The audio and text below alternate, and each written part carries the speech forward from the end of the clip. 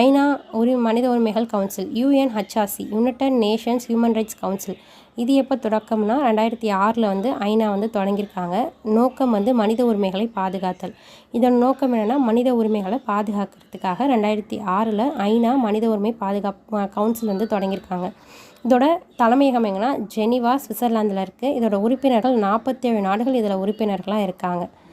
நம்ம இப்போ இதை எப்படி ஷார்ட்டானா நம்ம விடுதலை வாங்கினது 1947 அப்போது 1947 நாடுகள் இதில் இருக்காங்க.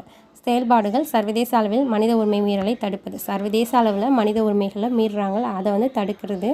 மனித உரிமைகளை பாதுகாப்பது குறித்து தீர்மானத்தை நிறைவேற்றுது. மனித உரிமையை பாதுகாக்கிறத குறித்து தீர்மானத்தை நிறைவேற்றுது.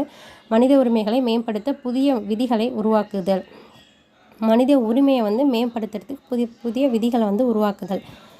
மனித உரிமை மீறலுக்கான தீர்வுகள். மக்களிடம் கல்வி அறிவை அதிகரிக்க வேண்டும். மனித உரிமைக்கான மீறதுக்கான தீர்வு என்னென்னா மக்கள்கிட்ட என்ன பண்ணணும், கல்வி அறிவை வந்து அதிகரிக்கணும். வறுமை வந்து ஒழிக்கப்பட வேண்டும். வேலையின்மை கட்டுப்படுத்த வேண்டும். வேலையின்மையை கட்டுப்படுத்தணும். சட்டங்களை கடமையாக்க வேண்டும். மனித உரிமைகள் குறித்து விழிப்புணர்வை மக்களிடம் ஏற்படுத்த வேண்டும். அரசின் திட்டங்களை மக்களிடம் பாகுபாடின்றி கொண்டு சேர்க்க வேண்டும்.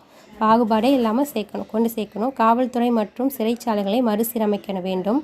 மனித உரிமை மீறல்களை தடுக்க அரசு சாரா நிறுவனங்கள் NGOக்கள் செயல்பாட்டை அதிகரிக்க வேண்டும் அப்படின்னு சொல்லியிருக்காங்க. இதோட மனித உரிமைகள் டாபிக் முடிஞ்சிருச்சு.